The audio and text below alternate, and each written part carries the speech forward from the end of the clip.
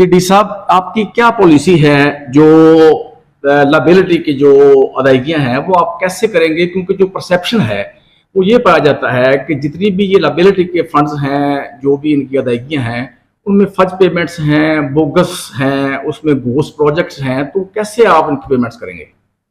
G thank you بھٹی صاحب. Basically جو کام کیا گیا اگر وہ انڈر اپروول کیا گیا اور اس کی کوانٹٹی پوری ہے اور اس کی انڈورسمنٹ بائی انجینئرز اور علاقے کے نوٹیبلز سے پوری ہے تو بالکل وہ پروسیسیبل ہے.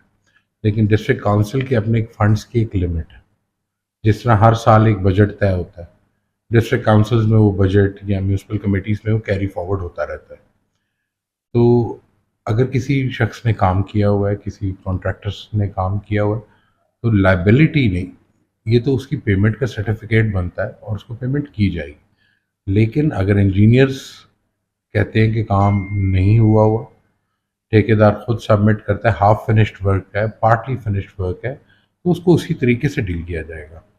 مقصد یہ ہے کہ کوئی بھی پیمنٹ نہ تو اوور پیمنٹ ہوگی، نہ بیونڈ دا مینڈیٹ ہوگی، نہ beyond the policy guide line ہوگی.